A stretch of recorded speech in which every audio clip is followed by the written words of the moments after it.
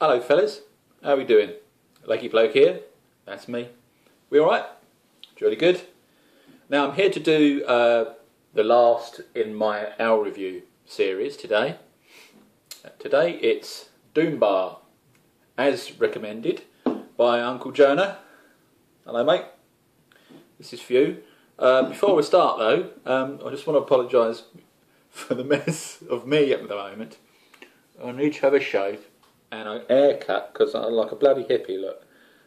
But there's nothing better when you're in your mid-40s asking about your mates by just doing that, waving your hair in front of them and doing that thing, you know. Because not very many people in their mid-40s have got much hair. I'm just lucky that way. What can I say?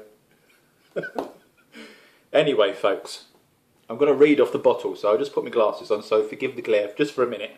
Just going to read off the back of the Doombar. Doombar is named after the infamous sandbank at the mouth of the Camel Estuary in North Cornwall.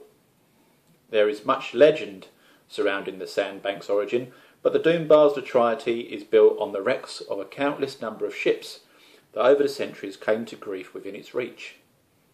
Doombar is an exceptional beer with a fine balance of spicy, resinous hop, inviting sweet malt, and delicate delicate roasted notes. Just like its namesake, the beer is firmly part of Cornish legend. 2.2 UK units. Sharpsbrewery.co.uk. ABV is 4.3%. I believe they just recently changed the labels on the front of this as well.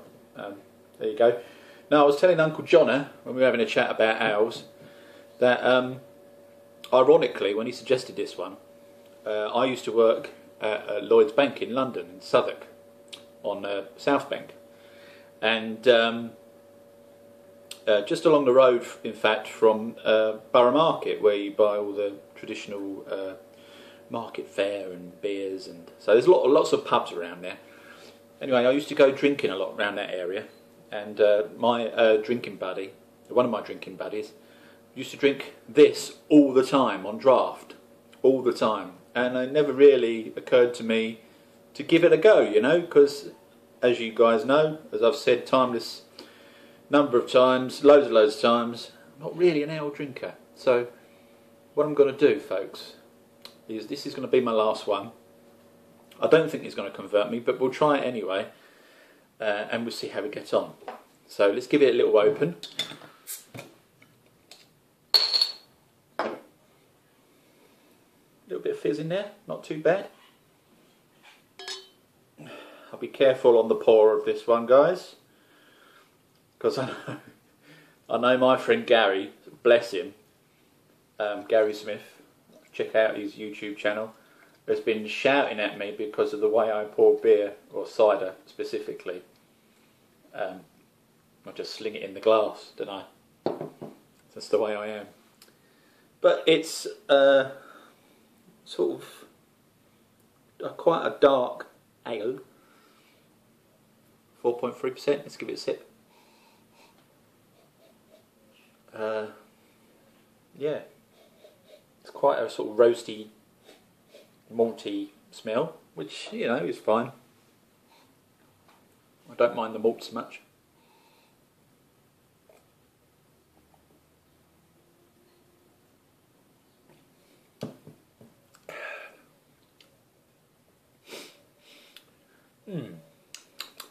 You know what, Uncle Jonah, that's not bad.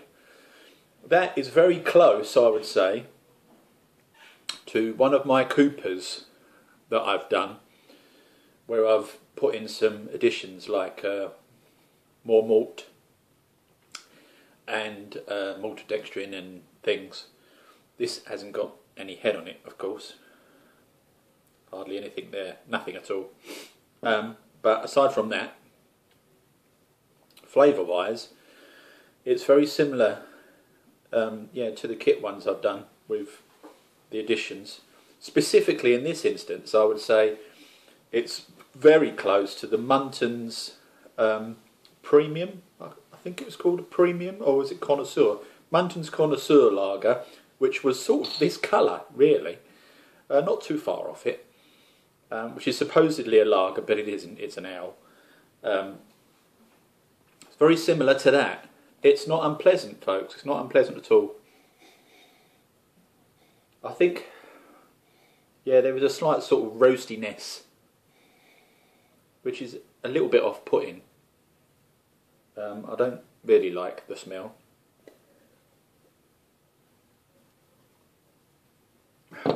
But taste-wise, I can drink that. Not too bad. Yeah. Well done, Uncle Jonna. You're right. That's not a bad one, mate. That's not too far away from a home brew lager, you know, sort of a kit lager.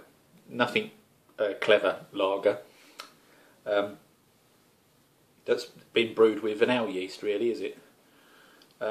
So yeah, well done, well suggested, mate. It's not bad. I will finish this, folks. Some of the other ales I've cheated a bit and I've chucked them because I just couldn't. I just didn't like them. You know, there's no point me forcing them down my neck if I'm not enjoying it. There's no point in that at all. But this isn't bad. So for the Doom Bar, is it better than the Honeydew? I did like the Honeydew actually. That was quite light. So no, I'm not quite sure it's better than the Honeydew. It's in a similar vein. It's closer to a lager than a bitter, and it's the bitterness I don't like, I'm afraid. Bitter in hops, anything with bitter in hops in. Too bitter is just, I just can't drink it, folks. Not my fault. Well, it is my fault because it's me, isn't it? It's my palate. I can't do anything about that.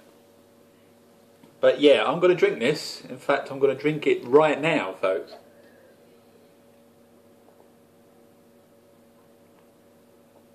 Not much left, is there? It's all right.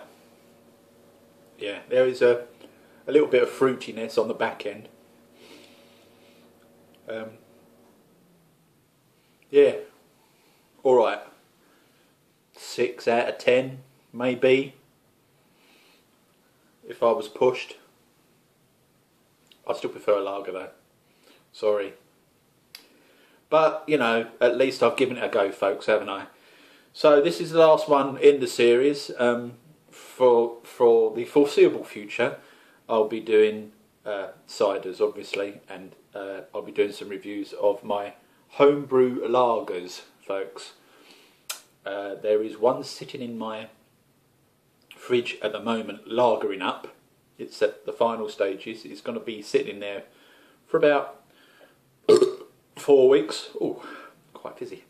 4 weeks that'll be in there, lagering up. And yeah, we'll give it a little taste and we'll do a little review on it. I've already had a little sip before it's been properly lagered, and it tastes okay. Yeah, I'm quite impressed by it. It's not quite right yet, and you can taste that it's not quite right yet, but it's getting closer to where it needs to be. And it was a little bit cloudy, so you know the lagering stage will sort all that out, I hope, and it will be quite a nice lager at the end of the day. Down here to the left of me, as we're in the kitchen area, I've got one of these.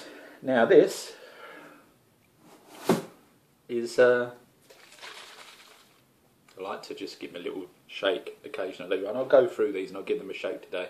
But these have been sitting in the kitchen area for a couple of days. Those are the Wilko's Pear Cider Kit bottles, and that came out at 7.1% because what I did there was I used apple juice instead of water, and also I used a WLP 775 strain of yeast rather than the kit yeast. So it'll be interesting to see how that comes out. I had a little cheeky sample as I was bottling, and it tasted okay, you know. It's quite peary. The pear taste was quite... It's a little bit little bit of a fake pear taste. It's not proper pear, but it wasn't unpleasant at all. So I'm hoping once it carbonates and it ages for you know, a month or so, say maybe 2, it will turn out all right. That one, especially with the good yeast in there that I made myself. Yeah, I grew it up, folks. I grew it up on my stir plate. So looking forward to that. So yeah, I'll give all those bottles a shake and leave them at room temperature for a couple of weeks. So there's not much else going on at the moment, brew-wise. Like I say, I've got the lagering. I've got the cider that's just fizzing up over the other side of the kitchen. I've got a bottle of Pat Max cider I've just thrown in. Nothing special, guys, just some sugar and some apple juice and some of the Pat Max yeast. In a demijohn over the other side of the kitchen, I've got some apple juice. Again, nothing special, folks, just apple juice with EC1118 Lavlin yeast. We'll see how that comes out, and I also back sweetened it as it was fermenting, you know, so I just basically chucked it all in together with some Splenda. The Splenda's got maltodextrin in, so I'm hoping it will help smooth it out a little bit. So we'll see how that one turns out, and of course I'll do a little review on that as well. So lots going on, folks. I've banged on for long enough. So cheers again, Uncle Jonna, for suggesting this, but as you can see,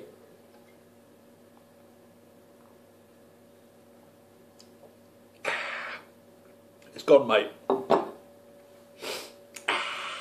Oh. No, it's fine, it's fine. It's nice. It's not,